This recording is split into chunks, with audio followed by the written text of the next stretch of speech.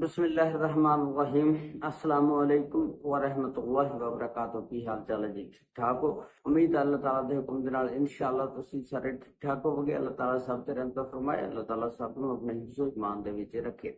अज दे vlog दे विच मैं तुहानूं अदाकारा हुमैरा असगर ਦੀ मौत ਦੇ ਬਾਰੇ ਦੇ ਵਿੱਚ ਨਵੀਆਂ ਗੱਲਾਂ ਨਿਕਲ ਕੇ ਬਾਹਰ ਆਈਆਂ ਤੇ ਉਹਨਾਂ ਦੇ ਬਾਰੇ 'ਚ ਮੁਕੰਮਲ ਤਫਸੀਲਾਤ ਦੇ ਨਾਲ ਕਿ ਉਹਨਾਂ ਦੀ ਮੌਤ ਕਿੱਦਾਂ ਵਾਕਿਆ ਹੋਈ ਔਰ ਉਹਦੀ ਮੌਤ ਜਿਹੜੀ ਆ ਕਦੋਂ ਹੋਈ ਸੀ। ਪਹਿਲਾਂ ਤਾਂ ਸੋਸ਼ਲ ਮੀਡੀਆ ਤੇ ਬੜੀ ਗੱਲ ਫੈਲੀ ਸੀ ਕਿ ਉਹਦੀ ਮੌਤ ਜਿਹੜੀ ਹੈ 1 ਮਹੀਨਾ ਪਹਿਲਾਂ ਹੋਈ, ਲੇਕਿਨ 1 ਮਹੀਨਾ ਪਹਿਲਾਂ ਨਹੀਂ ਉਹ ਵਿਚਾਰੀ ਮਰੀ। ਉਹਨੂੰ ਮਰੀ ਨੂੰ 8-9 ਮਹੀਨੇ ਹੋ ਗਏ ਤੇ ਪਤਾ ਹੋਣ ਲੱਗਾ ਸੀ। ਉਹਦੀ ਮੁਕੰਮਲ ਤਫਸੀਲਾਤ ਅੱਜ ਦੀ ਇਸ ਵੀਡੀਓ ਦੇ ਵਿੱਚ ਮੈਂ ਤੁਹਾਨੂੰ ਦੱਸਾਂਗਾ। ਲਓ ਜੀ, ਜੇ ਚੈਨਲ ਤੇ ਨਵੇਂ ਹੋ ਤਾਂ ਚੈਨਲ ਨੂੰ ਸਬਸਕ੍ਰਾਈਬ, ਲਾਈਕ ਔਰ ਸ਼ੇਅਰ ਜ਼ਰੂਰ ਕਰ ਦੇਣਾ ਔਰ ਨਾਲ ਘੰਟੀ ਦੇ ਬਟਨ ਨੂੰ ਜ਼ਰੂਰ ਦਬ ਦੇਣਾ ਤਾਂ ਕਿ ਜਦੋਂ ਵੀ ਨਵੀਂ ਵੀਡੀਓ ਅਪਲੋਡ ਹੋਵੇ ਤੁਹਾਨੂੰ ਨੋਟੀਫਿਕੇਸ਼ਨ ਤੁਹਾਡੇ ਤੱਕ ਪਹੁੰਚ ਸਕੇ। ਇਸ ਤਰ੍ਹਾਂ ਤੁਸੀਂ ਮੇਰੇ ਨਾਲ ਜੁੜੇ ਰਹਿ ਸਕਦੇ ਹੋ। ਅਦਾਕਾਰਾ ਹੁਮੈਰਾ ਅਸਗਰ 8 ਜੁਲਾਈ 2025 ਨੂੰ ਜਦੋਂ ਬੈਲਫ ਛਾਪਾ ਮਾਰਨ ਗਿਆ ਸੀ, ਮਕਾਨ ਨੂੰ ਖਾਲੀ ਕਰਾਉਣ ਗਿਆ ਸੀ, ਉਹ ਜਿਹਦਾ ਮਕਾਨ ਸੀ ਉਹਨੇ ਕੇਸ ਕੀਤਾ ਹੋਇਆ ਸੀ ਕਿ ਅਦਾਕਾਰਾ ਹੁਮੈਰਾ ਅਸਗਰ 1 ਸਾਲ ਤੋਂ ਮੈਨੂੰ ਕਿਰਾਇਆ ਨਹੀਂ ਦੇ ਰਹੀ ਤੇ ਨਾ ਮਕਾਨ ਛੋੜ ਰਹੀ ਆ ਤੇ ਲਿਹਾਜ਼ਾ ਮੇਰਾ ਮਕਾਨ ਜਿਹੜਾ ਨਾ ਉਹ ਖਾਲੀ ਕਰਵਾ ਕੇ ਦਿਓ। ਤੇ ਉਹ ਮਾਲਕ ਮਕਾਨ ਜਿਹੜਾ ਸੀ ਉਹਨੇ ਕੇਸ ਦਾਇਰ ਕੀਤਾ ਸੀ। ਜਿਸ ਵੇਲੇ ਪੁਲਿਸ ਬੈਲਫ ਅਦਾਲਤੀ ਆਂਦਾ ਮਕਾਨ ਖਾਲੀ ਕਰਾਉਣ ਤੇ ਛਾਪਾ ਮਾਰਿਆ ਸੀ, ਦੇਖਿਆ ਸੀ ਕਿ ਅੰਦਰੋਂ ਕੁੰਡੀ ਲੱਗੀ, ਕੋਈ ਵੀ ਨਹੀਂ ਖੋਲ ਰਿਹਾ, ਖੜਕਾਈ, ਲੇਕਿਨ ਬੈਲਫ ਨੇ ਫਿਰ ਉਹ ਦਰਵਾਜ਼ਾ ਤੋੜ ਕੇ ਅੰਦਰ ਗਏ ਤੇ ਜਿਹੜੀ ਅੰਦਰ ਅਦਾਕਾਰਾ ਹੁਮੈਰਾ ਅਸਗਰ ਸੀ ਉਹਦੀ ਲਾਸ਼ ਉਲਟੀ ਪਈ ਹੋਈ ਸੀ। ਤੇ ਵੇਖ ਕੇ ਪੁਲਿਸ ਨੇ ਫਿਰ ਲਾਸ਼ ਨੂੰ ਚੁੱਕਿਆ, ਪੋਸਟਮਾਰਟਮ ਲਈ ਲੈ ਗਈ ਜਨਾਹ ਹਸਪਤਾਲ ਕਰਾਚੀ। ਉਸ ਤੋਂ ਬਾਅਦ ਫਿਰ ਉਹਦੇ ਭਰਾਵਾਂ ਦੇ ਨਾਲ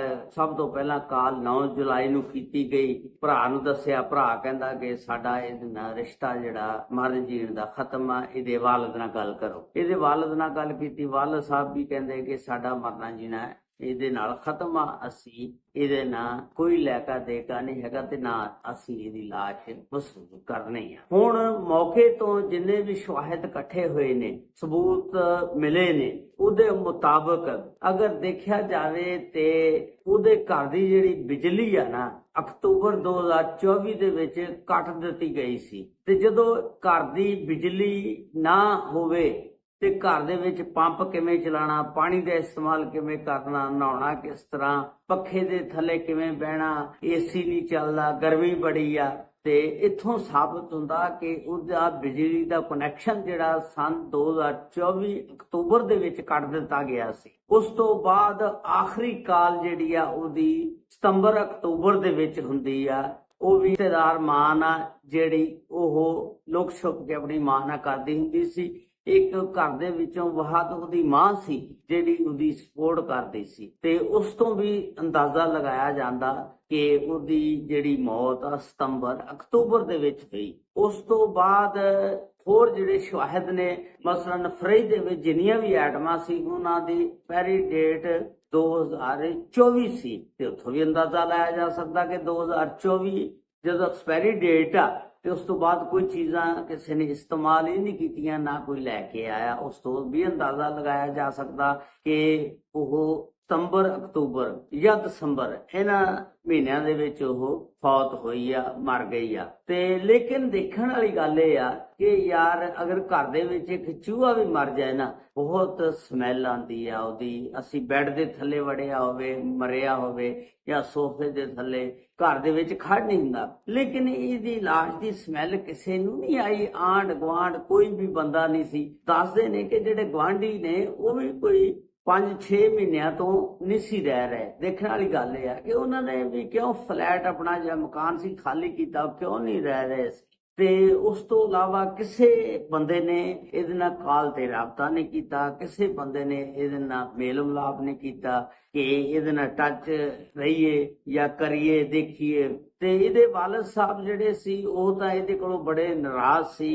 ਇਹਦੇ ਵਾਲਦ ਸਾਹਿਬ ਡਾਕਟਰ ਅਸਗਰ ਅਲੀ ਡਾਕਟਰ ਸੀ ਤੇ ਇਹਦੇ 2 ਭਰਾ ਵੀ ਡਾਕਟਰ ਸੀ। ਯਾਨੀ ਇਹਨਾਂ ਦੇ ਘਰ ਦੇ ਵਿੱਚ 3 ਡਾਕਟਰ ਸੀ। ਇੱਕ ਇਹਨਾਂ ਦੇ ਵਾਲਦ ਸਾਹਿਬ, 2 ਭਰਾ ਤੇ ਇਹ 2 ਭੈਣਾਂ ਸੀ। ਤੇ ਇਹ ਕਹਿਣ ਲੱਗੀ ਕਿ ਮੈਂ ਅਦਾਕਾਰਾ ਬਣਨਾ, ਮਾਡਲਿੰਗ ਕਰਨੀ ਆ। ਤੇ ਇਹਦੇ ਵਾਲ ਸਾਹਿਬ ਨੇ, ਘਰਦਿਆਂ ਨੇ ਬੜਾ ਰੋਕਿਆ, ਸਿਰਫ ਮਾਂ ਤੋਂ ਇਲਾਵਾ, ਵੀ ਇਸ ਸ਼ੋਬੇ ਤੂੰ ਨਾ ਜਾ, ਹੋਰ ਬੜੇ ਸ਼ੋਬੇ ਨੇ, ਤੂੰ ਉੱਥੇ ਆਪਣਾ ਨਾਮ ਬਣਾ, ਪੈਦਾ ਕਰ। ਖੈਰ ਇਹਨੇ ਜ਼ਿੱਦ ਕਰਕੇ 2018 ਦੇ ਵਿੱਚ ਕਰਾਚੀ ਆ ਗਈ ਸੀ, ਆ ਕੇ ਫਲੈਟ ਕਿਰਾਏ ਤੇ ਲਿਆ ਤੇ ਇਸ ਤਰ੍ਹਾਂ ਫਿਰ ਇਹਨੇ ਉੱਥੇ ਰਹਿਣਾ ਸ਼ੁਰੂ ਕਰ ਦਿੱਤਾ। ਉਸ ਤੋਂ ਇਲਾਵਾ ਗੱਲ ਇਹ ਆ ਕਿ ਉੱਥੋਂ ਬੜੇ ਹੋਰ ਸਬੂਤ ਮਿਲੇ ਨੇ ਕਿ ਇਹਦੀ ਮੌਤ ਜਿਹੜੀ ਆ ਉਹਦੀ ਤਹਿਕੀਕਾਤ ਹੋਣੀ ਚਾਹੀਦੀ ਆ।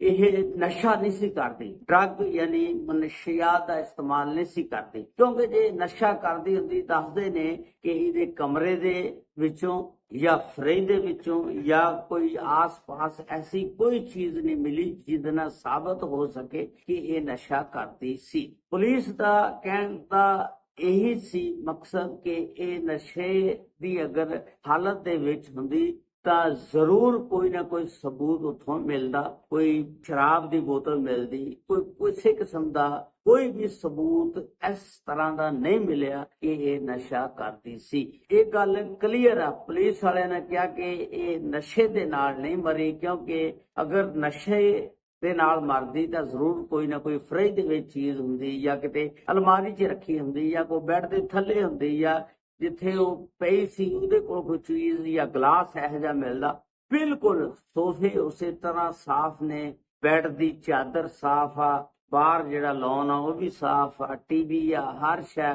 ਲੇਕਿਨ 8-9 ਮਹੀਨੇ ਜਿਹੜਾ ਮਿੱਟੀ ਘਟਾ ਪਿਆ ਇਹਨਾਂ ਚੀਜ਼ਾਂ ਦੇ ਉੱਤੇ ਉਹ ਜ਼ਰੂਰ ਸੀ, ਕਿਉਂਕਿ 8-9 ਮਹੀਨੇ ਵਿੱਚ ਮਿੱਟੀ ਘਟਾ ਜਿਹੜਾ ਬਾਹਰੋਂ ਉੜ ਕੇ ਆ ਜਾਂਦਾ, ਪੈ ਜਾਂਦਾ, ਮਿੱਟੀ ਜਿਹੜੀ ਹੈ ਧੱਪੋ ਧੱਕੀ ਆ ਜਾਂਦੀ ਆ। ਤੇ ਉਸ ਤੋਂ ਇਲਾਵਾ ਕੋਈ ਐਸੀ ਚੀਜ਼ ਨਹੀਂ ਮਿਲੀ ਕਿ ਜਿੱਥੋਂ ਸਾਬਤ ਹੋ ਸਕੇ ਕਿ ਇਹ ਨਸ਼ੇ ਦੀ ਆਦੀ ਆ। ਤੇ ਦੂਸਰੀ ਗੱਲ ਇਹ ਆ ਕਿ ਇਹ ਬਿਲਕੁਲ ਸਾਬਤ ਆ ਕਿ ਇਹਦੀ ਲਾਸ਼ ਜਿਹੜੀ ਆ 8-9 ਮਹੀਨੇ ਪੁਰਾਣੀ ਆ।